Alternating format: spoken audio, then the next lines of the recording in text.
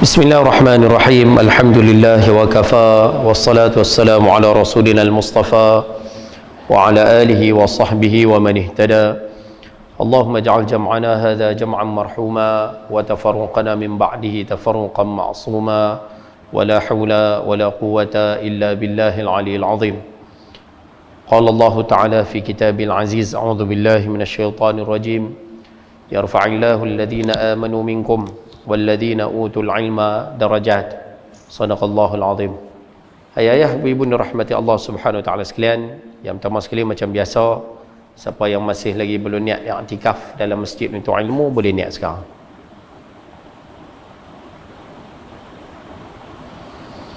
Mudah-mudahan keberadaan kita dikira sebagai satu ibadah di sisinya insya-Allah. Baik.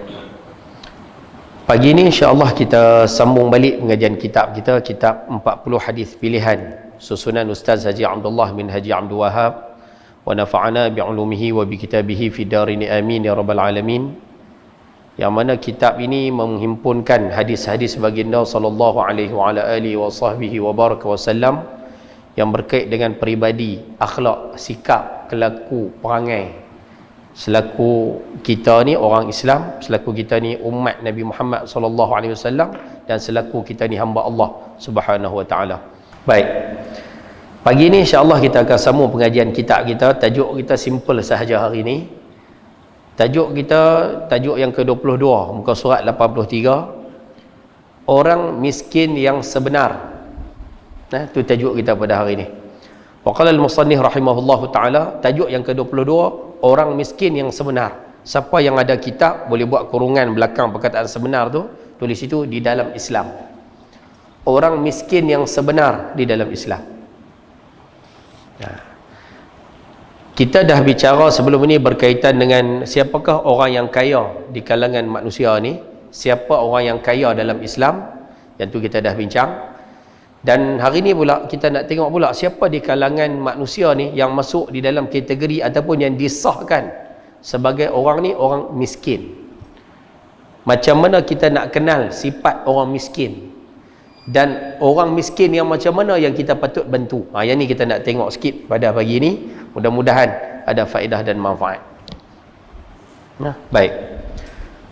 Orang miskin yang sebenar dalam Islam. Hadisnya berbunyi, An Abi Hurairah radhiyallahu ta'ala anhu qala qala Rasulullah sallallahu alaihi wasallam laisal miskinu alladhi yatufu 'ala an-nasi tarudduhu luqmatu wal luqmatan wat tamratu wat tamratan walakinnal miskin alladhi la yujidu ghinan wa la yuftanu yughnihi wa yuftanu lahu fayutasaddaqu alayhi ولا يقوم فيسأل الناس أو كما قال رواه البخاري ومسلم.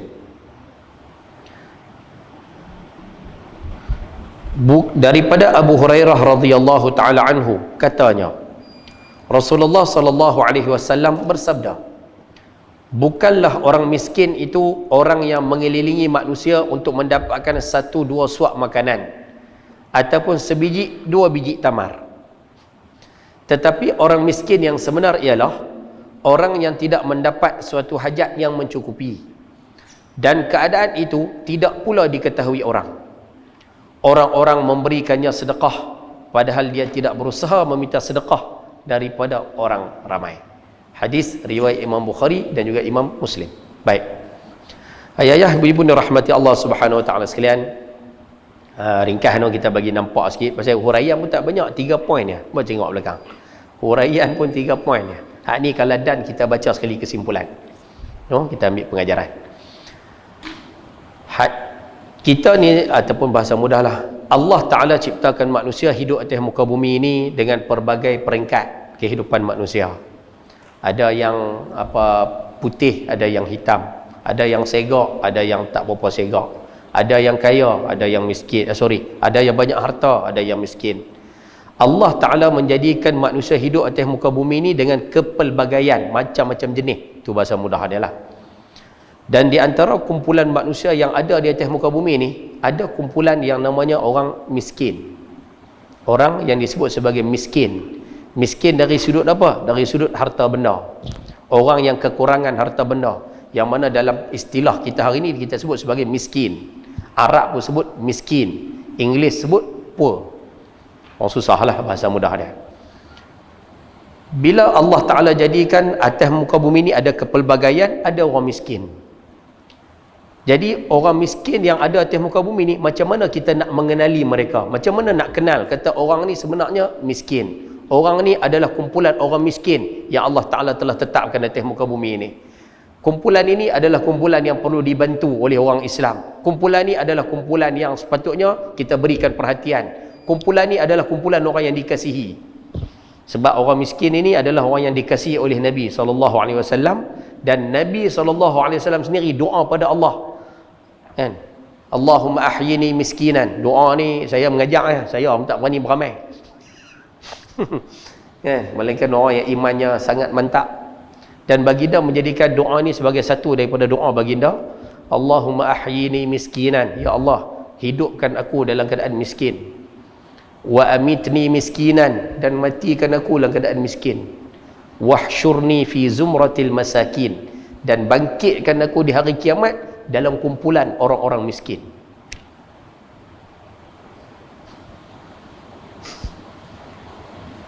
Pak yang senyap nampak gaya.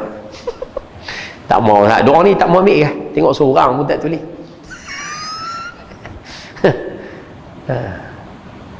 Sebab apa? Sebab orang miskin mempunyai kedudukan yang sangat istimewa di hari akhirat kelak.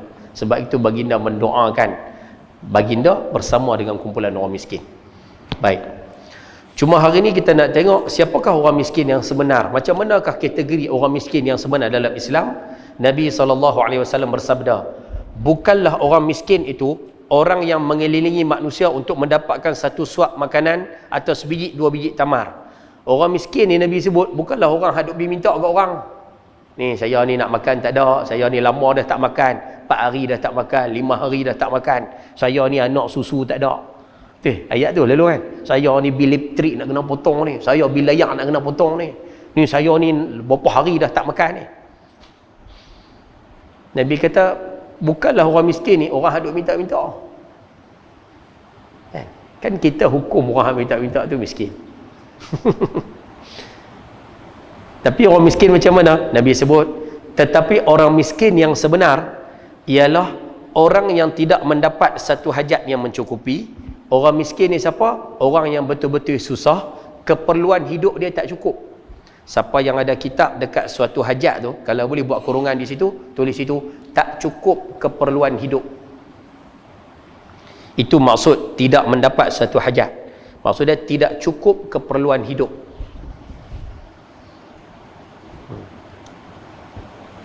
Apa dia Ustaz? Tak cukup keperluan hidup tu, apa benda yang dikatakan keperluan hidup tu? Ayah boleh tulis sikit kat tepi tu. Asas keperluan hidup yang asas ni, makan, minum, pakaian, tempat tinggal. Itu asas. Makan, minum, pakaian, tempat tinggal. Translate dalam logat yang mudah bagi senang faham, orang miskin ni siapa? Orang yang dia tak cukup keperluan asas dia.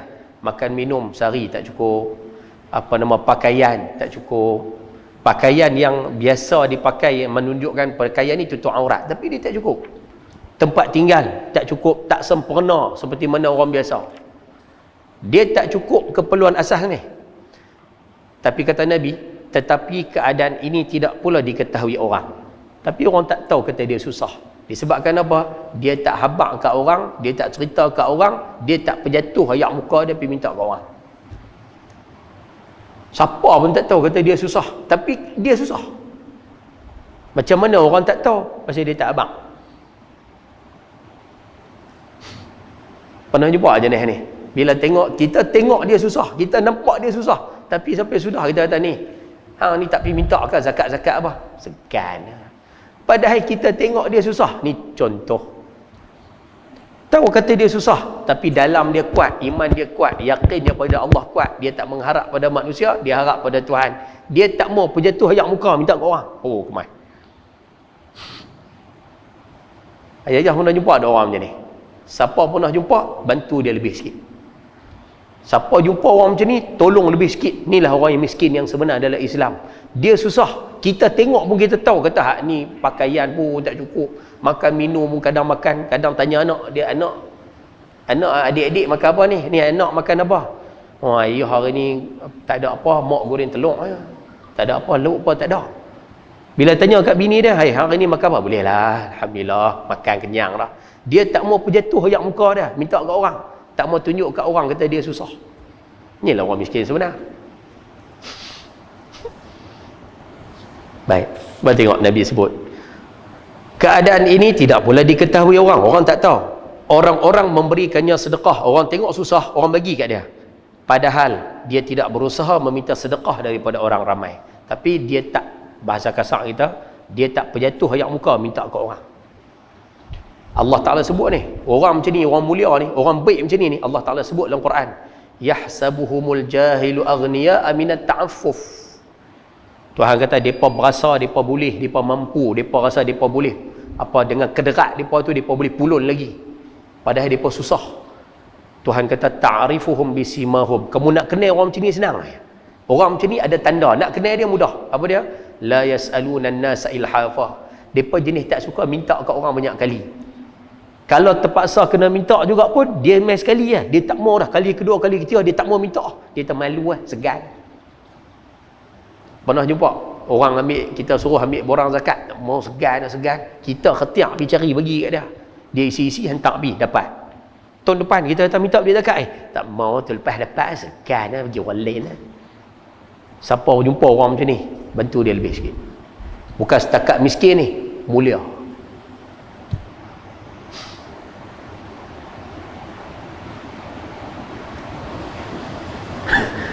Awak yang senyap lupa kan. Habis tu haduk main minta menjang tak, tu tak bagi tak apa lah. Kan, Ustaz, saya 4 hari dah tak makan. Ada 4 hari tak makan, ulat dalam batu pun ada rezeki. Macam mana boleh kata tak ada rezeki? Ada lah makan tu. Takkan dia nak habaq, saya makan kenyang dah ni, cuma nak minta sumbangan lah. Saya makan kenyang dah, alhamdulillah, di rumah barang cukup, cuma nak minta bantuan. Ada ke? Takkan nak habaq macam tu. Kita nak kena pandai lah. Baik, sambung. Tengok huraian. Poin nombor 1. Tajuk senang hari ni. Hari ni tajuk cukup simple ni. Boleh habis awal lagi. Ada nasi lemak ni. Boleh berhenti awal. Baik. Hadis menerangkan, cuba tengok sama-sama poin nombor 1. Ni huraian daripada hadis yang kita baca tadi. Hadis menerangkan bahawa seseorang belumlah dapat dianggap miskin walaupun dia terpaksa meminta sesuap makanan atau sebiji tamar untuk keperluan hidupnya. Nampak? Seseorang ini kita tak boleh hukum dia, kata dia ni orang miskin, dia ni miskin. Kita tak boleh hukum je tu. Okay? Walaupun kita tengok dia duk minta-minta, tak boleh hukum lagi kata dia miskin. Sebab tu hak mana nak bayar zakat, hati-hati ya. Kan salah satu daripada syarat ataupun asnaf zakat, siapa tak ada kitab dalam kotak no. Yang depan ni, siapa yang nak beli, nak jadikan dia simpanan sendiri, ada boleh ambil yang depan ataupun boleh ambil sama ya. Yang belakang tu untuk wakaf. Maksudnya siapa nak pinjam saja, sagi habis buh balik. Siapa nak jadikan hak milik, boleh ambil, sagi bayar kat masjid. Harga dia ada RM10. Lebih kurang tu ya, 10 ke 15 lebih kurang tu ya. No? Kitab ada dalam tu. Baik. Seseorang belum dia dapat dianggap sebagai miskin walaupun dia terpaksa minta makan, minta kurma, minta apa, belum lagi boleh kita kategorikan dia miskin. Tu yang saya sebut tadi. Zakat, salah satu asnaf zakat adalah miskin. Sebab tu kita kena pandai memilih siapa orang miskin yang perlu diberikan bantuan zakat. Tu kena hati-hati sikit tu. Apatah lagi, cuba tengok, apatah lagi kalau yang duk minta pun tak boleh kategori sebagai miskin. Apatah lagi keadaan mereka yang masih belum terpaksa meminta-minta kerana masih sanggup bekerja. Kalau haduk minta tu pun kita tak boleh hukum kata dia orang miskin. Ni hak ada kederat, boleh kerja. Boleh kerja, boleh usaha, boleh buat sesuatu. Umur baru berapa? 42. Boleh lagi kerja.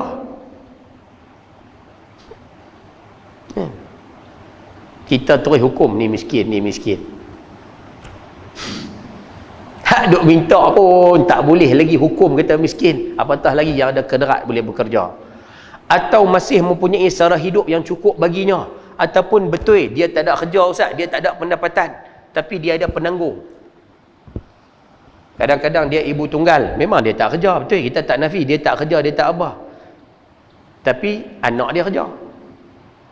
Ustaz, anak sekupang tak bagi kat dia, betul, kita pun tak nafi, anak tak bagi sekupang pun, tapi 3 keperluan asas yang kita sebut tadi, makan minum ada Ustaz, apa anak makan, dia makan lah. Anak pergi beli apa makan, dia makan tak? Makna makan lepas lah. Pakaian, apa anak pakai, dia pakai, tak ada duk telenyam bulat, tak ada. Anak pakai ada pakaian, dia ada pakaian, dua ada dah. Tempat tinggal, anak ada, anak bayar apa semua, walaupun dia tak kerja apa. Makna makcik ni keperluan asas dia lepas lah. Dia bukan orang miskin, dia ada sara hidup.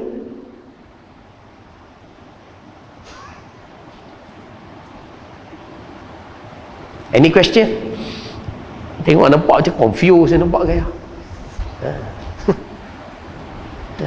Sebab tu hari ni kita mengaji tajuk ni, lah ni macam ni lah. Nombor 1, lah kita nampak sikit-sikit lah orang miskin tu siapa. Lepas ni boleh cari dah siapa yang kita nak bantu. Satu. Yang kedua, yang mengaji hari ni, siapa yang dapat duit zakat. Kalau rasa kita tak masuk, nampak gaya Ustaz, saya bukan orang miskin kalau cara-cara macam ni, kalau boleh ikhtiarkan, kalau boleh jangan ambil duit zakat atas asnaf miskin. Kan zakat ada asnaf banyak. Kalau asnaf fi sabilillah, ambil lah. Anak nak mengaji, ambil duit zakat, tak ada masalah. Kita apa, asnaf ada asnaf tertentu yang boleh ambil. Tapi kalau mereka bagi kat kita sebab asnaf apa? Miskin. Kalau boleh tolak. Macam kita kau orang miskin. Takut sekali duk makan hak orang lain.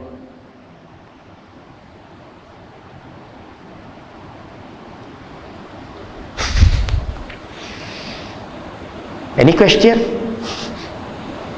Tak ada salah tu. Tajuk senang je hari ni, memang senang semua ni kan. Nampak cara tu, cara faham lah, baru baca poin nombor 1. Baik. Ataupun masih mempunyai cara hidup yang cukup bagi dirinya, macam saya sebut tadi lah, dia tak ada apa tapi ada orang tanggung dia, selesai. Maknanya dia ada pendapatan, selesai. Dia tak ada gaji, betul, tapi ada cara hidup dia cukup, makan, pakai, tempat tinggal, selesai. Maknanya bukan miskin lah tu. Baik. Orang yang sebenarnya miskin, siapa dia? Orang yang sebenarnya miskin ialah orang-orang yang tidak memiliki keperluan hidup yang secukupnya. Saya sebut dah tadi, keperluan hidup 3 tu lah. Siapa nak tulis balik, boleh tulis lah. Keperluan hidup 3 tu. Makan, minum, pakaian, tempat tinggal. Dan sekarang ni, yang ni, isu macam ni, isu miskin apa semua ni, yang ni kena tengok apa ulil amri. Kita panggil ketetapan yang dibuat oleh ulil amri, oleh pemerintah. Hak ni bab isu bab zakat, bab miskin, bab apa ni kena rujuk sama ulil amri, pemerintah. Macam kita di Penang lah ni, kena rujuk Penang. Hak miskin Penang berapa sekarang? Kena rujuk tu. Kita tak boleh hukum dia ni miskin, ni tak miskin. Kita kena ikut ulil amri, pemerintah lah. Ikut apa yang pemerintah dah tetap. Tak silap saya kalau Penang ni, siapa yang pendapatan bawah 820 seorang, dia duduk seorang-seorang, pendapatan dia bawah 820, kira miskin lah. Maksud dia 820 tu depa dah kira siap dah had kifayah, had cukup. Had yang bagi, had yang mana cukup, dia ni kalau sampai had macam ni tak miskin lah. Tak sampai had tu kira miskin lah. Ada yang kata RM820 untuk seorang. Tu kira tu makan, minum, pakaian, tempat tinggal apa sekali tu 820. Kalau tak silap lah, had ni boleh rujuk balik nanti dengan pejabat zakat lah, atau rujuk dengan kerajaan negeri ke, yang JKM pun boleh tanya had miskin lah berapa, sebab dia berubah, dia bukan tetap 800 sampai bila-bila tak. Tengok tarikh hidup. Tak silap saya, setakat yang saya tahu dulu lah 2-3 tahun lepas 820. Had tahun ni tak tahu, makna lebih kurang kot lerah tu lah. Siapa pendapatan bawah 820, dia kita boleh kategorikan dia ni miskin.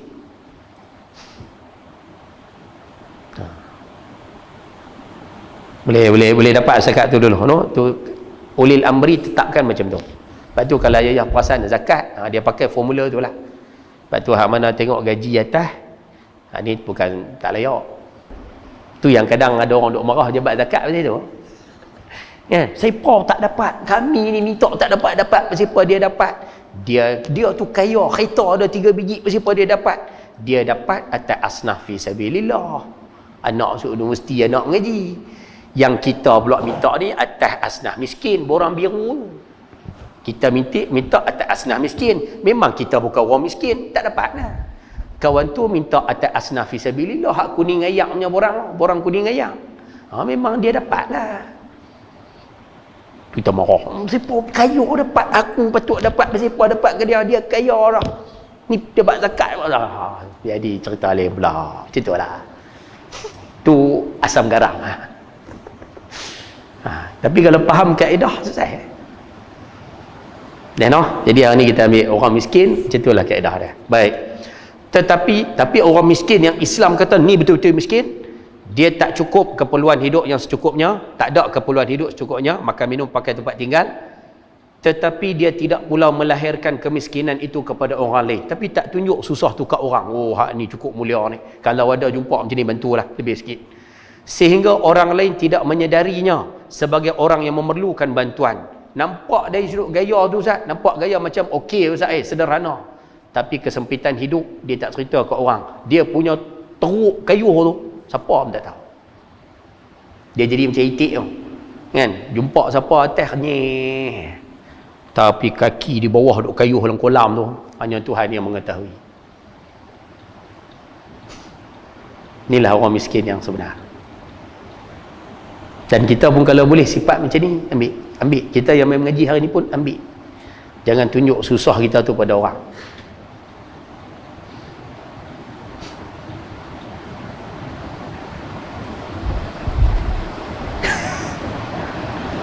Any question? Baik semua. Sikap seperti ini adalah sikap orang yang mulia diri. Mulialah, sifat ni sifat yang sangat mulia, yang enggan menjual air mukanya untuk mengemis dan meminta sedekah. Tengok. Ayah-ayah, ibu-ibu yang mengaji pagi ni, ni bukan dalil lah, ni cerita. TV3 pernah buat keluar sekali cerita ni. TV3 pernah ambil kisah ni, mereka buat balik drama, mereka tayang dalam TV. Tak silap saya yang jadi hero, bukan hero lah, yang berlakon watak tu apa, Kamarul Hisham kah? Dia keluar sekali dalam TV3, saya pernah tengok sekali. Cerita ni pernah jadi di Sabah kot dulu. Kisah seorang budak, saya rasa mungkin ada yang pernah dengar kisah ni kot. Budak tu pergi sekolah, dia sentiasa pergi lambat. Arab pun buat filem tu kot.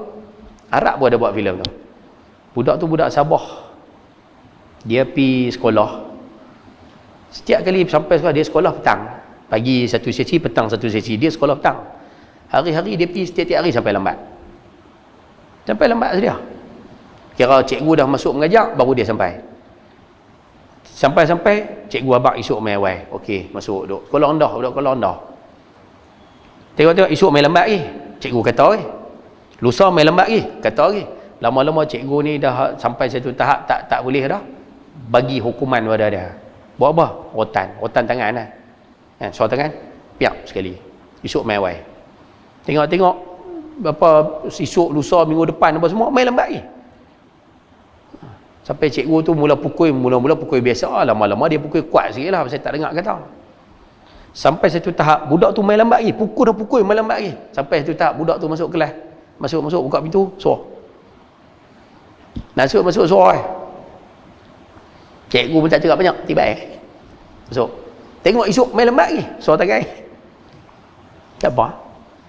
Satu hari, cikgu tu pergi sekolah lambat. Dia naik motor, pergi beli barang apa tau. Pergi sekolah lambat. Dia lalu depan rumah budak tu. Allah Ta'ala nak tunjukkan, wallahu'alam. Betul kan? Dia lalu depan rumah budak tu. Rupanya masa tu dia berhenti, dia tengok apa yang berlaku sampai budak ni pergi lambat. Rupanya bila tengok suasana tu baru nampak. Rupanya budak tu, abang dia sekolah pagi. Abang dia habis sekolah tu, gede dari main rumah, duduk atas tangga rumah. Buka baju ni, buka kasut, bagi kat adik pula. Adik pakai baju sekolah dengan kasut tu. Di sekolah pula petang. Cikgu tu geleng kepala.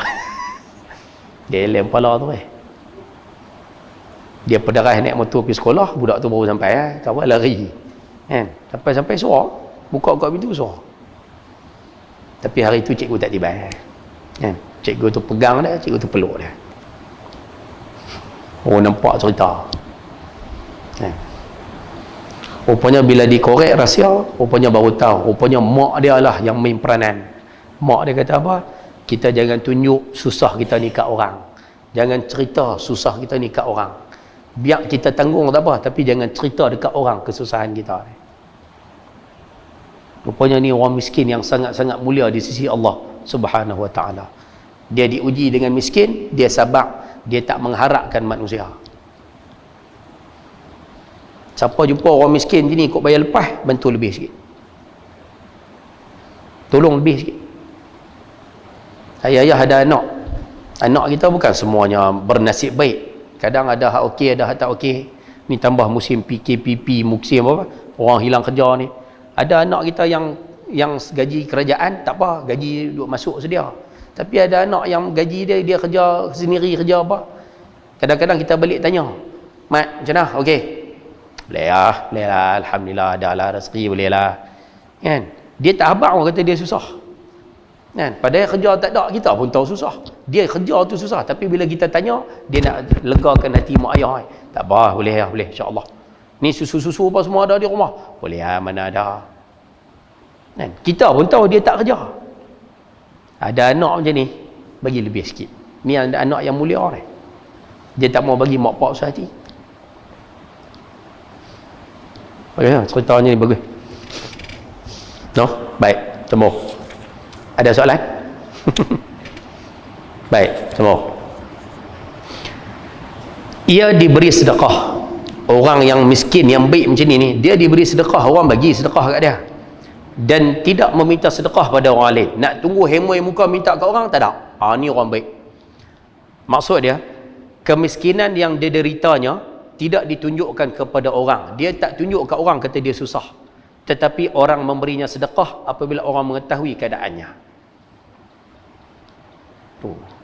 Baik tu, manusia macam ni tu. Dia menerima dengan baik. Orang bagi, dia terima dengan baik dan tidak menolak. Orang inilah yang benar-benar miskin dan bersikap mulia dengan kemiskinannya. Dia tetap bekerja dengan daya dan usaha yang ada. Ulun tak kat mana boleh. Sekalipun keadaan hidupnya sangat sempit. Allah. Banyak Ustaz, banyak jenis macam ni, banyak Ustaz, banyak. Sebenarnya orang miskin macam ni, hidup dia berkat. Sangat berkat. Tu yang saya pernah cerita sekali, saya pernah jumpa satu pakcik. Dia main minta zakat untuk anak universiti, okey lah. Gaji kasar dia 1,800 ya. 1,800. Anak 5. Bini tak kerja. Campur semua dengan dia 7 lah. Satu family tu 7 orang. Gaji 1,800 ya sebulan. Gaji kasar. Tolak KWSP, tolak perkesu apa sikit, bolehlah 1,400, 1,300. Dia main minta borang zakat anak masuk universiti. Ni yang saya pernah jumpa sendirilah, pengalaman kita tak banyak. Masa jumpa tu tanya direct. Saya pun masa tu katai mulut macam mana tau. Tanya direct, kata pakcik. Minta maaf tanya pakcik no. Ni pakcik mungkin ada pendapatan lain kot. Kan yang pakcik boleh catik lah kalau pakcik ada buat apa overtime ke, duk kerja part time malam ke, pakcik boleh tulis sini. Dia kata tak ada Ustaz. Ni lah gaji saya semata-mata yang ni. 1,800 tau. Kan? Saya takut pakcik ada kerja malam apa kot. Dia kata tak ada. Saya kata ni 1,800 pakcik ni. Anak 5 nak hap besar-besar lah tu. Dengan rumah sewa. Kereta memang kita tahu kena bayar. Tapi boleh bayar. Saya kata pakcik kerja malam kot. Duk buat ada kerja lain kot tu malam. Kita nak korek pendapatan dia, nak cetik lemburang. Dia jawab kat saya satu jawapan, terbotol terus kita time tu. Botol terus. Dia kata, Ustaz, saya tak kerja malam Ustaz. Dia kata, saya ni siang kerja cari duit Ustaz. Siang kerja cari rezeki, cari pendapatan untuk anak-anak, untuk family. Tapi malam kerja untuk Tuhan lah pula. Ayat tu rasa macam kena 4 batu sekutu ya. Pam. Dia kata siang kerja cari duit lah, tapi malam kerja untuk Tuhan pula lah. Maksud dia malam pergi mengaji, pergi masjid, cari ilmu, apa-apa ibadat yang boleh buat. Maksud dia malam tak cari duit lah, malam khidmat untuk Tuhan pula. Patut berkat. Berkat. Tu kata kita tahu sempit lah tu, sempit. Kalau kita tengok suasana hari ni sempit lah tu. Tapi dia tak tunjuk sempit dia tu. Dia bagi jawapan yang menenangkan hati kita pula. Saya rasa ayah-ayah ibu-ibu pun tahu. Kos hidup lah 1,800. Anak 5. Bini seorang. Campur semua 7. Cukup lah 1,800. Dengan rumah sewa Penang. Kalau tak Penang pun seberang. Tapi dia tak tunjuk. Hebat. Saya pun jumpa pakcik tu sekali lah. Masuk-masuk dengan kepiah sengit. Biasa orang biasa. Tapi rupanya dalam mulia. Allah. Allah mudah-mudahan Allah Ta'ala bagi kat kita dapat bertemu orang-orang macam ni, ataupun Allah Ta'ala kurniakan kita jadi orang-orang macam ni. Orang yang bersabar di atas nikmat kurniaan. InsyaAllah. Baik, sambung.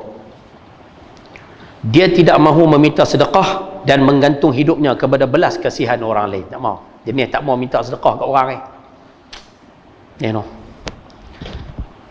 Cuba tengok ni. Poin nombor 3. Seorang miskin yang tidak mahu merayu-rayu meminta sedekah daripada seorang pada seorang, daripada rumah ke rumah yang lain, ataupun tunggu di tempat orang ramai dengan bagai-bagai cara dan gaya, lebih mulia dan terhormat serta terpelihara kemuliaan diri. Kemuliaan diri itu maksudnya maruah. Rupanya hak jenis orang hak tak minta ni susah, tapi tak mau minta kat orang, tak pergi ke rumah-rumah, tak tunggu di mana-mana duk minta sedekah tu. Untuk diri sendirilah. Kalau minta untuk orang tak apa. Kan? Kalau dia minta ni untuk sekolah, minta ni untuk tahfiz, minta ni untuk orang lain, itu tak apa. Itu mulia. Minta untuk diri sendiri ni, itu maksud dia. Dia tak buat benda-benda macam tu, adalah lebih terhormat dan mulia serta terpelihara kemuliaan diri, yakni maruah, daripada kehinaan meminta sedekah.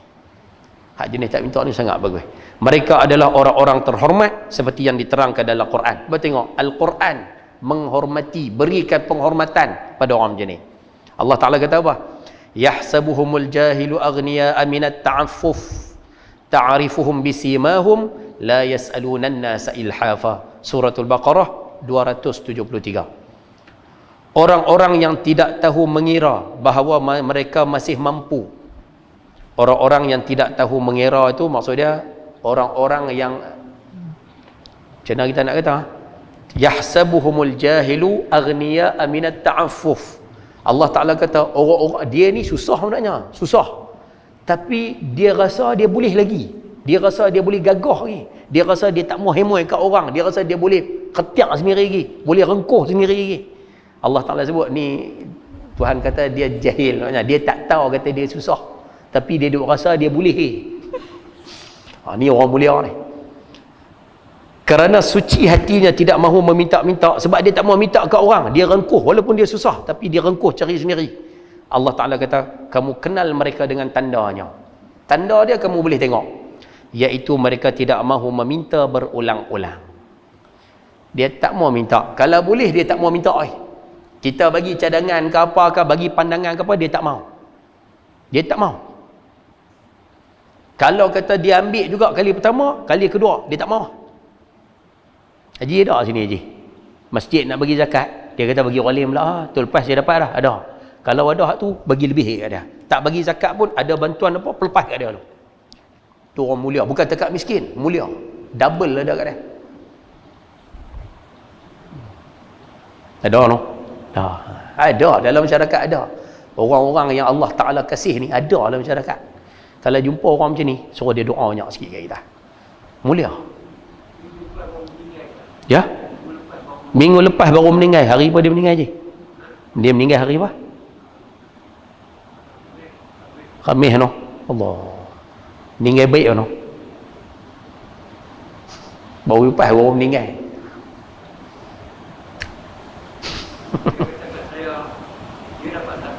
Dia dapat zakat, okey. Orang tolong buat. Oh. Tak mau dah. Allah. Laki perempuan? Umur 50 dah.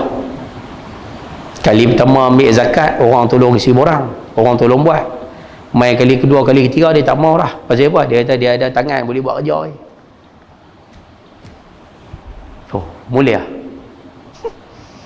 Kalau jumpa kok bayar lepas, jumpa kok Sungai Tiram orang macam ni, tolong lebih sikit.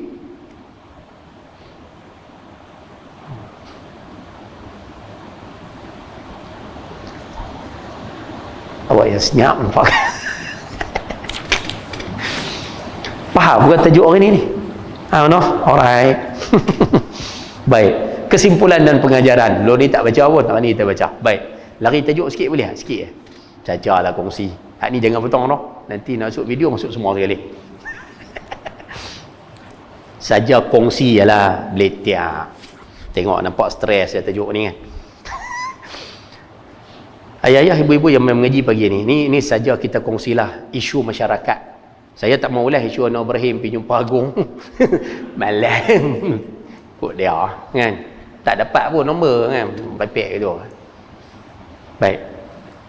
Saya nak baru ni saya mengajak dia kulim. Tajuk dia simple lah kitab ni. Nah, kitab 50 gaya hidup Rasul sallallahu alaihi wasallam. Yang mana kitab ni kalau belah Penang ni saya mengajak di Bukit Gambir. Bukit Dumbar, Bukit Gambir pula, Bukit Dumbar.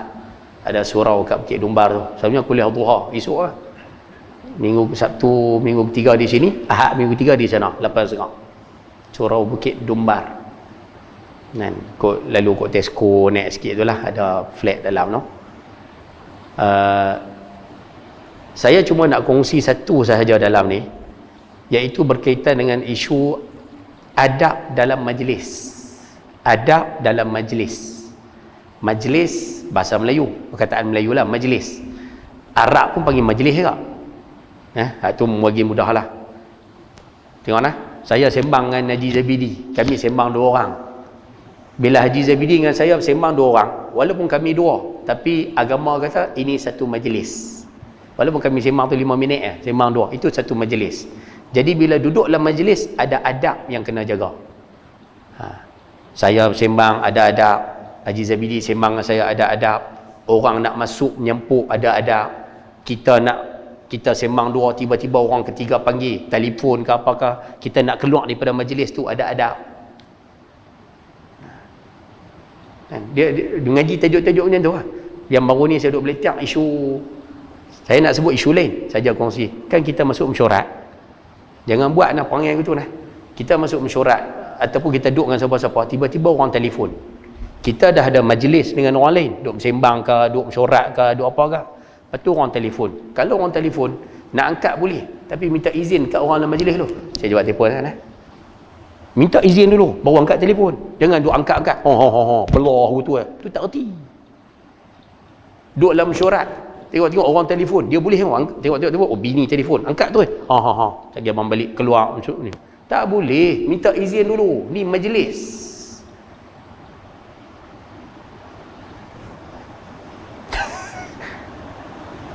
Faham bahasa? Panjang sikit lah tajuk tu. Saya bukan nak bincang tajuk tu. Satu benda yang saya nak kongsi, hadis ni menarik. Hadis ni riwayat Imam Tirmizi. Hadisnya berbunyi, an Jabir bin Abdullah anin Nabi sallallahu alaihi wasallam qala, idza haddatha ar-rajulu al-haditha thumma iltafata fahiya amanatun. Tak ada dalam kitab, hak ni saja kongsi ya. Rasulullah sallallahu alaihi wasallam bersabda, jika seseorang menyampaikan berita kemudian pergi, ia adalah amanah. Jika seseorang datang sampai berita, cerita kat kita satu benda, lepas tu dia balik bersurai, Nabi kata maka ia amanah. Bukan amanah Ahmad Sabu, bukan. Satgi dia kata siapa main cerita lepas tu belah, ni amanah orang. Bukan itu maksud dia. Kan saya sebut awal tadi, kalau duduk sembang 2 ni pun majlis. Kalau duduk sembang 3, kedai tom yam, sembang 3 orang, itu dikira satu majlis. Ramai macam ni, saya mengadap, semua mengadap saya, ini dikira majlis. Cuma dalam ni disebut majlis ilmu. Duduk lengkong ramai-ramai, itu dipanggil majlis. Tapi Melayu kita panggil apa? Mesyuarat. Duduk pusing 4-5 orang, 10 orang, pusing tu, so ada naqib seorang, itu juga majlis. Tapi Melayu panggil usrah. Nama tu macam-macam, tapi dia tetap nama dia majlis. Rupanya bila sebut kata majlis, ada adab yang kena jaga. Salah satu dia, Nabi sebut, apabila seseorang menyampaikan berita kemudian pergi, maka ia amanah. Amanah tu apa dia Ustaz? Amanah tu maksudnya tanggungjawab. Orang mai bagi berita, orang mai habaq satu benda, lepas tu dia belah balik bersurai, benda hak dia habaq tu amanah. Satu. Yang kedua, orang hak mai habaq tu pun amanah. 2. Orang tu pun amanah, kita kena simpan elok-elok. Cerita hak dia habaq pun amanah, kita tak boleh bongkar. Contoh mudah nak bagi faham, kau lah tak usah tak pernah nampak Ustaz Saya bagi contoh orang perempuan satu, orang lelaki satu. Simple-simple ya. Ibu-ibu dulu. Ibu-ibu duduk di petang-petang duduk bawah pokok pelam lah contoh. Tengok-tengok Kak Nak mai. Kak Nak. Minta maaf no kalau Kak Nak ada sini no. Kan? Kak Nak mai. Dia mai-mai duduk menyembang dengan kita sikit-sikit. Lepas tu dia duduk cerita. Dia mula, "Pah, aku nak abang kat hang ni." Dia mai ada yang nampak personal sikit tu. Aku nak abang kat hang tadi tak apa. Hak ni dia mula personal sikit. Aku nak cerita kat hang ni. Aku serabut tu ya. Aku tak tahu nak abang kat siapa. Aku takut. Tapi aku tak cerita, aku serabut. Ni aku nak abang kat hang lah. Kongsi dengan hang. Serabut. Apa dia? Dan aku nak cerita saya lelaki aku. Awak. Aku dah tengok seminggu dua ni lain sangat. Kan? Aku rasa dia nak menikah lain lah. Contoh. Buat contoh. Saya nak bagi faham cerita. Aku rasa dia nak menikah lain lah. Tengok dia duk usung handset masuk dalam bilik yang. Tiap kali masuk bilik yang usung handset. Masuk bilik yang usung handset. Dulu handset tinggal ya. Pakai tak kerti. Loh handset masuk bilik yang. Aku pegang macam ni. Dia duk pegang. Dia kata mesyuarat juta-juta. Kan? Aku rasa dulu pakai selekeh ikut dan pergi market pergi mana pakai loh tak in masuk dalam. Oi. Dia kata nak ada jugalah duk ikut-ikut. Dia tengok duk pergi jumpa janda mana tu aku serabut tu ya. Contoh. Okey, kita pun dengar. Habis dia menyembang tu dia balik kan sampai berita lepas tu pergi balik. Ibu-ibu masuk dalam rumah. Laki tanya. Nampak? Laki tanya, menyembang siapa tadi? Kan tengok teriak teruk kan tadi siapa dia tu? Nampak? Rupanya ibu-ibu masa tu kena amanah tu. Bukan boleh bongkar ikut suka kat lelaki tu. Tak boleh. Pasal dia hamak kata jangan cerita kat siapa. Dia pun tak tahu nak cerita kat siapa. Tu amanah untuk kita tu. Bukan boleh bongkar ikut suka.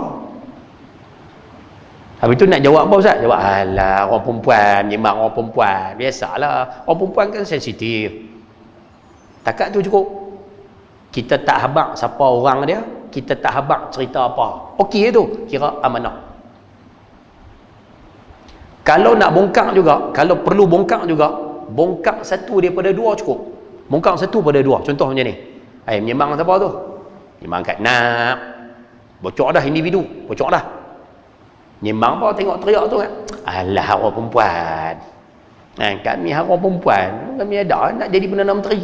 Kan? Ingat lelaki kan boleh menyembang nak jadi Perdana Menteri. Kami pun boleh ke? Maksudnya dia bocor individu tapi dia tak bocor isi. Dia dikira amanah. Kalau ayah ibu-ibu perasan, yang ni yang ustaz-ustaz duk buat lalu. Ustaz-ustaz duk buat benda macam ni. Dia jumpa makcik mana-mana. Jumpa makcik tu duk cerita.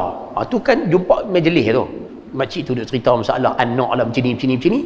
Ustaz tu main mengajar, dia pergi cerita dalam kuliah. Tuan-tuan, saya baru ni jumpa satu makcik tu. Anak dia buat macam ni. Ustaz tu bongkar isi perbincangan.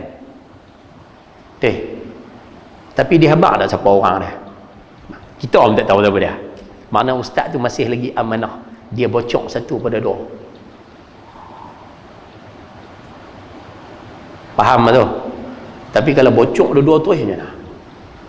Hang menyembang siapa tu? Tengok lama kan menyembang. Sembang Kak Nak, bocor dah situ. Sembang apa? Tengok teriak teruk kan.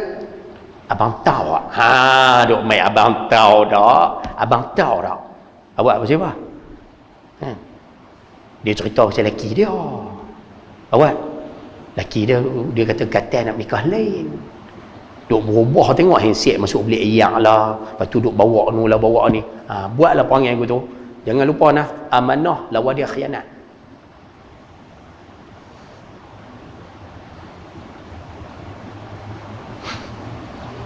Apa dia bercerita macam tu? Kalau kata nak bongkar macam tu, baik panggil lelaki kita masuk tu dalam majlis tadi. Cuba cek berapa banyak khianat macam ni. Tak pandai nak menjaga amanah yang diberikan.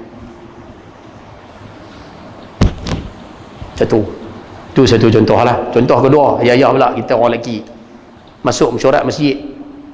Bagus ya. Bincang mesyuarat masjid nak buat karnival 31 bulan 12. Bagus ya. Karnival Masjid Sungai Tiram. Cantik ya. Masjid Al-Mustaghfirin Sungai Tiram nak buat karnival 31 bulan 12. Mesyuarat, gedebung, gerbang, bincang apa semua. Cantik dah. Habis mesyuarat, kita pergi kedai tom yam. Geng-geng tom yam kan banyak tu. Geng masjid juga, tapi kaki tom yam. Hak jenis lepas sembahyang pergi kedai tom yam tu, tak apalah. Kita pun duduk di situ, dia pun tanya, main mana? Corak masjid. Okey, tak ada masalah. Corak masjid. Betul? Apa cerita? Orang mesti nak tahu je cerita. Apa cerita? Oh, kita nak buat corak, kita nak buat program karnival 31 bulan 12. Maklumat tu memang perlu war-war. Tak apalah, abang. Kita nak buat 31 bulan 12, nak buat besar sikit kot. Kan? Nak tunjuk sikit. Kan? Okey. Hak tu okey ke? Lepas tu dia, apa nak tahu? Duk main, hampa nak tahu. Kan? Awak tahu apa? Tera nak boleh tarikh 31 bulan 12 ni, Tera nak bincang buat program betul. Tadi dekat sejam tu bincang program ni saja. Awak macam apa? Nampak tu dia mula bongkar. Dia kata nak buat benda ni tadi berkeliru. Kan? Sampai tepuk-tepuk meja, sampai terang-terang buat, duk terkah-terkah lagi. Hak seorang kata tak mau buat, hak satu kata tak mau buat, hak satu lagi kata nak buat. Hak tak mau buat tu kata perhabis duit lah, perhabis masa lah, apalah, covid lah, apalah. Hak kata nak buat macam ni. Dia bongkar isi.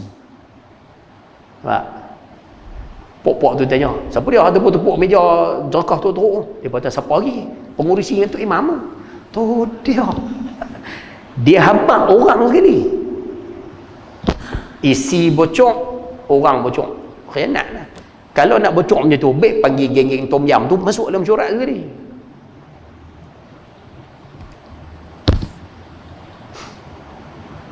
Pasal nak hari ni masyarakat kita, dia tak beramanah dalam bab ni. Tu panggil khianat.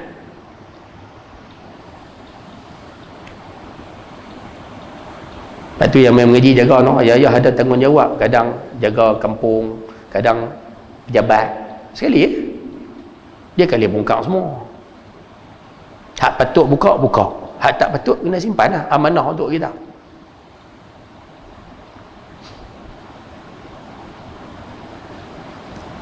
Any question? Ustaz, kalau di pom syorak tu bincang benda jahat macam mana Ustaz? Bincang benda jahat. Okey, saya sebut siap-siap. Kalau depa bincang tu nak bunuh orang ataupun nak memudaratkan nyawa orang, nak bunuh ke, nak katuk ke, nak penjara orang, bincang tajuk tu berkaitan dengan nyawa orang satu, berkaitan dengan maruah orang dua, maruah dia nak syorak ni, nak bincang nak penjatuh maruah siapa, kena siapa, tindas siapa, ataupun berkait dengan harta orang, nak ambil harta orang ni, curi harta orang ni ke apakah, nak menipu benda tak elok, yang ni tidak ada amanah padanya. Maksud dia, hak ni tak payah simpan, boleh bocor,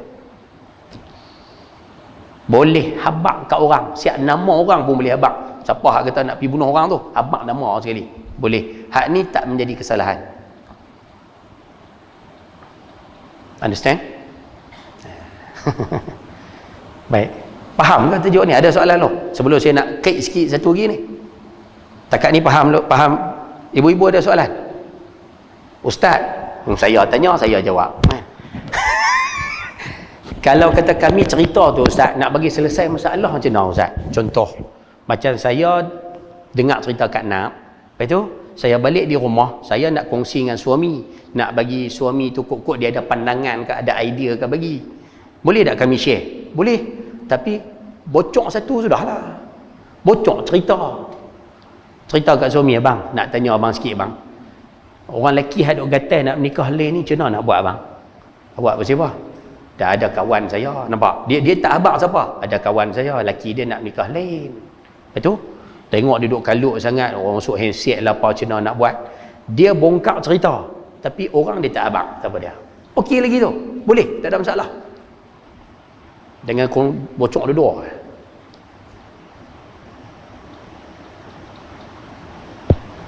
Pakat-pakat jagalah. Ni penyakit ni ada semua ni. Pakat-pakat jagalah. Boleh noh? Selesai. Termasuk juga, saya tak bawa handset.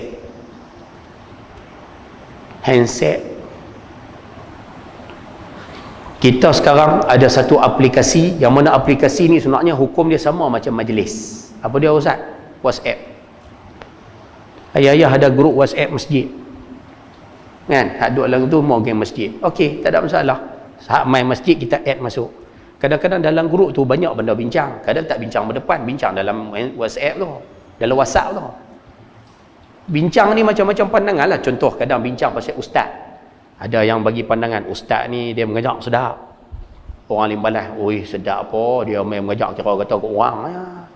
Contoh bincang lah tu, bagi bincang. Mesyuarat tempat bincang. Kan? Lepas tu kau ni pula balas, tak apalah, kita bagilah dia mengajak tak apa. Kau ni balas balik, dia muda kan, darah muda kan, kira tembak saja. Kan? Kita ni tua-tua dengar duk panggil aku, duk cakap mengajak panggil aku, sebut aku. Awak dia baru 20, kita dah 70, hormatlah. Contoh. Duk bincang dalam tu. Tu kan majlis. Bila bincang dalam tu, biar habis dalam tu sudahlah. Jangan print screen hantar ke ustaz.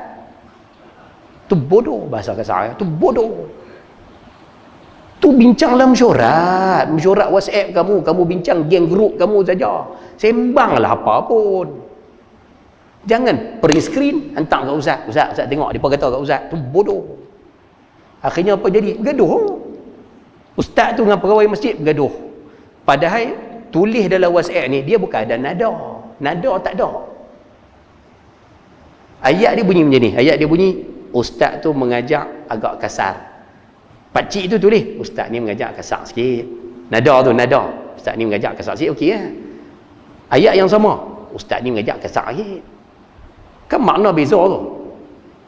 Hak satu tu dia habang, hak satu lagi macam kita kata macam camdek Kan beza, ayat sama, nada beza, maknanya beza. Tak tahu apa, print screen hantar pergi kat ustaz tu. Ustaz tu merajuk tak main terus. Pengurusi tu kamar, apa siapa ustaz merajuk apa siapa? Pergi mengadap ustaz tu balik. Ustaz tu membuka, ni apa duk kata apa kat aku dalam ni? Dah kami bincang. Hak print screen tu khianat.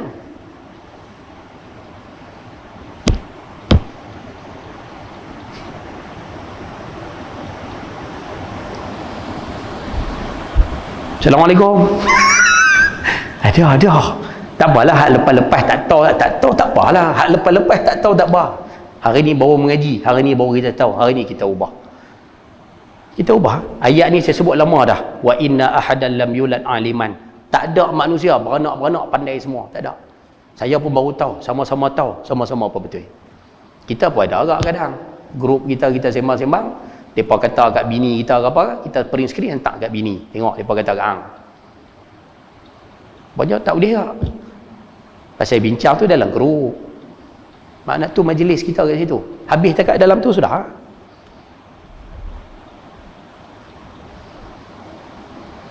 Tambah lagi jahat, print screen, bol dalam Facebook, tembak satu dunia tahu. Lagi jahat.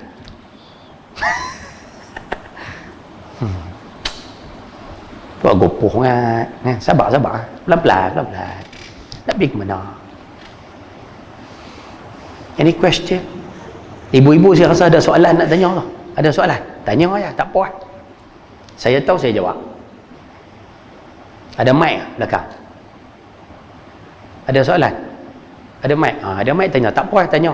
Kadang soalan kita tu, kita tanya kita seorang je nak tahu. Rupa-rupanya semua orang nak tahu tak benda tu. Kan? Kadang ustaz pun nak tahu tak, kita tak terlintas. Orang tanya baru terlintas. Ada soalan? Nampak tanda tanya tu keluar kan, tapi duk nampak lampu takut tu lebih cerah, dia ketak nak tanya. Kalau takut tak apalah, no? Baik, sambung. Kita baca sikit boleh kesimpulan dan pengajaran. Ni first time baca kesimpulan ni. Kemiskinan bukanlah satu kehinaan. Ingat tuan bolang kepala, miskin ni bukan benda hina, kerana rezeki adalah kurniaan yang diberikan Allah pada semua manusia. Pasal rezeki ni Tuhan bagi pada semua. Ingat semua manusia ada rezeki. Ingat ayat tu. Semua manusia dikurniakan rezeki. Tapi rezeki setiap manusia tidak sama. Bohlang kepala tu. Semua manusia Tuhan bagi rezeki. Tapi rezeki setiap manusia tak sama. Sebab tu jangan cemburu dengan rezeki orang. Pasal ada benda kita dapat, orang lain tak dapat. Ada yang orang lain dapat, tapi kita tak dapat benda tu. Gitu ya. Boleh faham tu? Cuma masing-masing ada yang lebih, ada kurang. Biasa, ada yang lebih, ada kurang. Rezeki manusia ni semua Tuhan tok je tu. Dia kurang kot ni, dia lebih kot ni. Dia lebih kot ni, dia kurang kot ni. Dia kurang kot ni, dia dapat tampung kot ni pula. Adilnya Tuhan. Mereka yang bernasib baik, siapa dapat benda yang baik, anda haruslah bersyukur. Sementara yang tidak bernasib baik juga dikenaki bersyukur dan bersabar dengan mengingat semua ketentuan daripada Allah belaka. Betul? Dapat sikit banyak, dapat tak dapat, semua Tuhan atur dah, terima sudah, alhamdulillah, cukup. Kan saya boleh tiap dah dulu kan, ada orang Tuhan bagi bini segak, bini segak kan, kita tengok bini dia meleleh elok, tapi kita tak tahu rupanya dia dapat, kita tak dapat bini segak. Bini kita ala kadar Ustaz, sederhana, bini dia segak yang amat Ustaz, oi. Tapi kita tak tahu, kita dapat bini sederhana, bini kita sentiasa ada, waktu kita susah dia ada, kita perlu apa-apa dia ringankan beban kita. Bini hamba Allah tu malam-malam duk pelekat timun dengan emas ni, setiap malam baru pegang dia, pegang sikit, esok kerja, esok nak bangun awal, segak tapi tak boleh buat apa. Tu habuan masing-masing. Contohlah, contoh. Maknanya ada Tuhan bagi, ada kurang, syukur, alhamdulillah, semua. Mana hilang pula dah. Yang perlu adalah berusaha, berikhtiar. Jadi tugas kita ikhtiar. Jangan menganggur, jangan malas bekerja. Poin nombor 2. Seorang miskin yang keluar minta sedekah, belas kasihan orang untuk dapat sesuap makanan sebiji tamar, belum dianggap sebagai orang miskin yang sebenar. Bolang kepala elok-elok. Ada main minta apa tu, belum tentu okey. Siapa pegang prinsip ni mudah. Kena ada main minta ni, kita bagi. Lah kali kena bohong.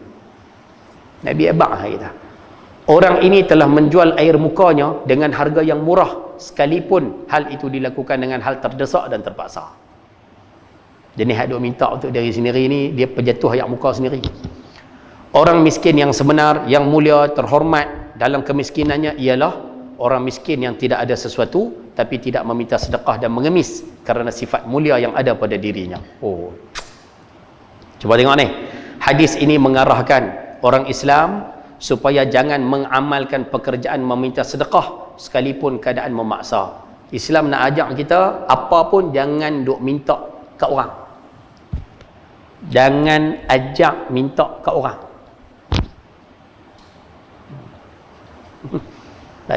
Melainkan ada dulu ada diajar supaya minta untuk jatuhkan ego. Tapi kalau boleh jangan ajak minta ke orang. Sebab tu dulu ada orang bunyi ke apa nama isu duit raya. Kan dulu orang bagi duit raya bagus. Tapi bila main belakang-belakang ni budak-budak minta sendiri. Assalamualaikum. Bukan kata salah, saya tak kata salah. Tapi kita seolah-olah macam melatih lah. Assalamualaikum. Main-main masukkan, tak makan dah. Nak duit raya je. Suasana tu betul, nampak seronok. Tapi kalau kita tak jaga, kita takut satu hari nanti budak-budak tu dia tak heran nak minta ke orang. Dia jadi besar nak minta ke orang. Yang tu kita takut. Tapi boleh ya, dia budak-budak. Kan? Tapi kalau orang tua, hati-hatilah. Hak jenis suka meminta, menjang.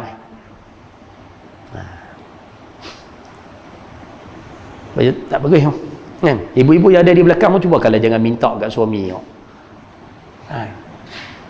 Duit ada lagi? Ada bang, ada. Oh, orang miskin yang sebenar. Saya minta Ustaz bukan untuk saya minta untuk dia jugalah. Nak beli barang makan, nak masak, dia orang nak makan. Minta untuk orang lain, itu terbaik. Minta banyak sikit pun tak apa.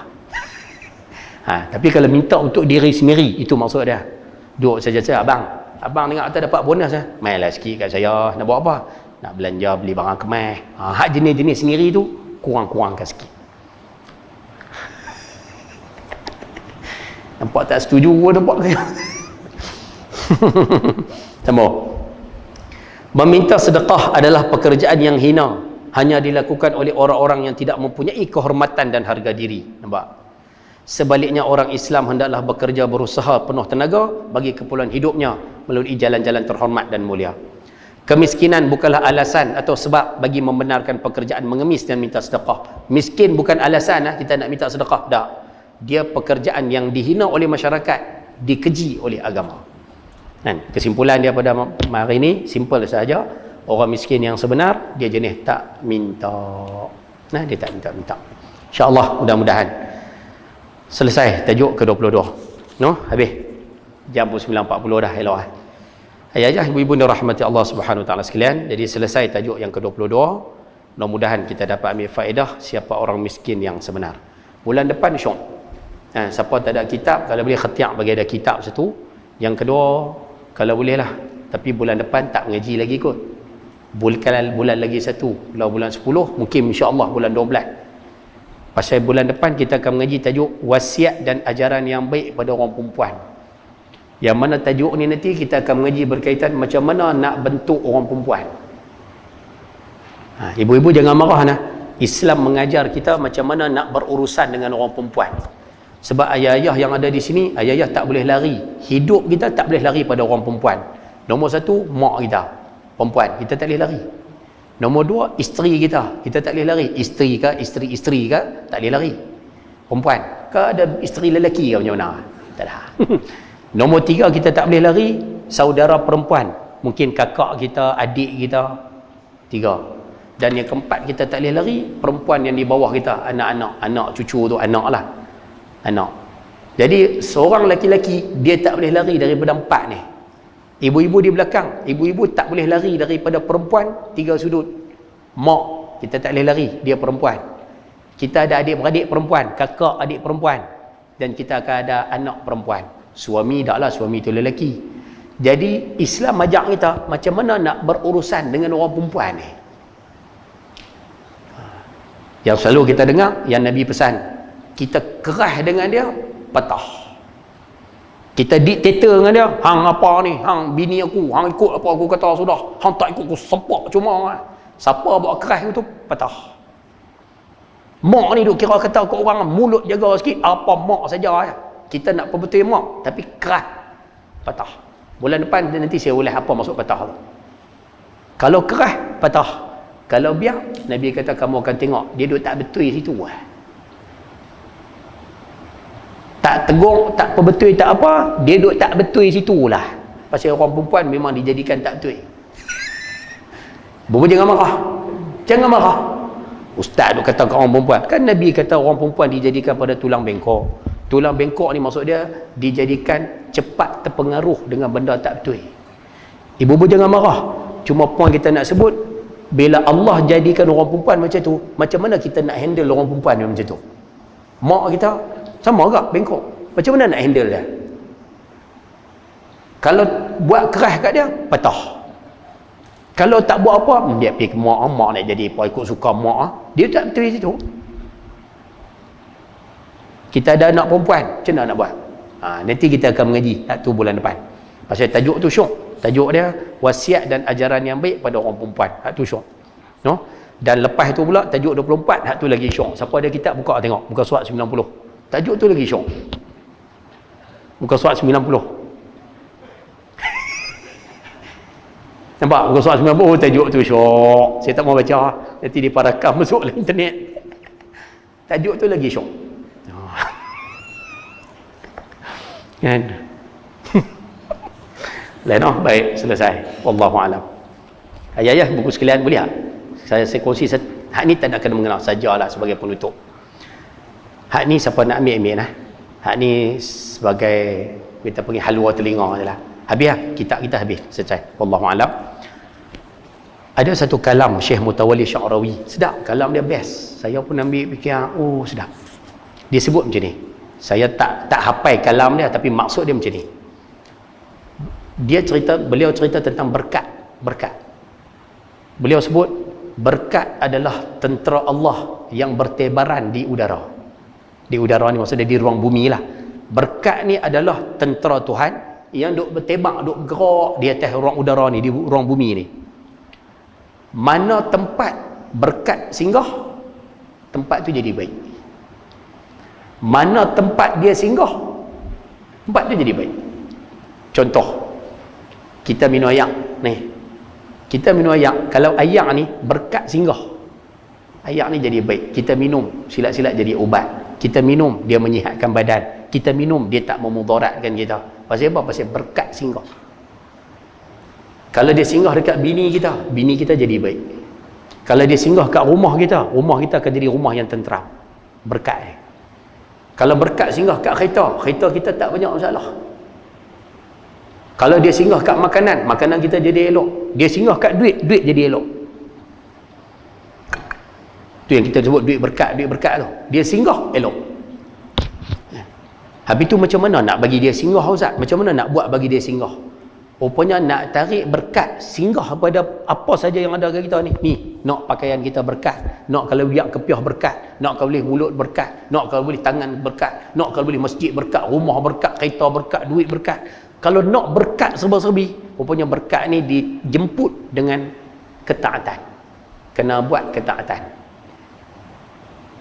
Bahasa mudah kita sebut, kena buat apa Tuhan suruh, tinggal apa Tuhan larang. Kena banyakkan taat, kena buat banyak ibadat. Saya buat contoh simple sudah, senang bagi faham. Ayah pernah tengok tak orang kerja 8 pagi sampai 5 petang. Kerja sampai waktu sembahyang pun dia tak sembahyang. Pasal apa? Kerja. Kerja menyengit. Boleh faham tak tu? Dia kerja tu agak-agak dalam cukup bulan dia dapat tak gaji sebab kerja dia tu? Dapat, Ustaz, dia dapat gaji pasal dia kerja setiap hari, dia dapat gaji. Okey. Lelaki pertama. Lelaki kedua, kerja juga 8 sampai 5 kerja, tapi bila mai waktu semayang pukul 1 dia berhenti, pukul 1 suku dia semayang dulu. Pasal apa? Dia kata ni perintah Tuhan suruh semayang, semayang dulu, apa pun semayang dulu. Orang ni agak-agak ujung bulan dapat gaji ya? Dapat, sama. Hak pertama tadi boleh gaji, boleh duit, hak kedua pun boleh duit. Tapi yang menariknya, hak kedua ni berkat singgah dekat duit dia. Akhirnya apa jadi? Cukup. Dia belanja cukup, dia belanja hak baik-baik. Pasal keberkatan duduk hingga duduk di harta dia, duit dia.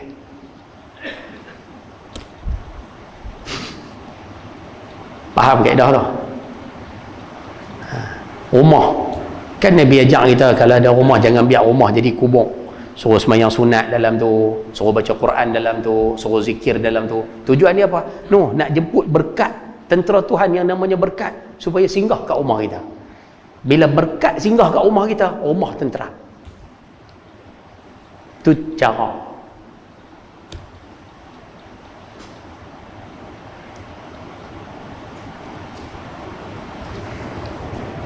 Understand? Faham ke saya duduk cerita? Boleh no? Sama juga nak bagi negara kita berkat, berkat singgah kat negara. Hak ni kena tegakkan ajaran Islam, kena tegakkan Islam dalam negara setakat mana kita mampu. Tu cara nak tarik berkat. Kalau tak buat, berkat akan tinggalkan kita. Itu saja. No? InsyaAllah. Jadi saya rasa cukup sekadar tu untuk hari ini. Apa yang baik daripada Allah Subhanahu Wa Taala, yang buruk kelemahan diri saya sendiri. Saya rasa tak ada soalan kau no? Kalau ada tanya. Tak ada soalan no? Baik. Cuma nak minta jangan lupa nah, hak tadi kita bincang tu, yang adab dalam majlis, yang individu dengan isi perbincangan tu, jangan lupa tajuk tu, termasuk tajuk WhatsApp tadi tu, jangan lupa. Mudah-mudahan ada panduan dalam kehidupan kita insya-Allah. Sekian, wabillahi taufiq wal hidayah. Assalamualaikum warahmatullahi wabarakatuh. Bismillahirrahmanirrahim. Alhamdulillahi rabbil alamin, wassalatu wassalamu ala asyrafil anbiya wal mursalin wa ala alihi wa sahbihi ajma'in.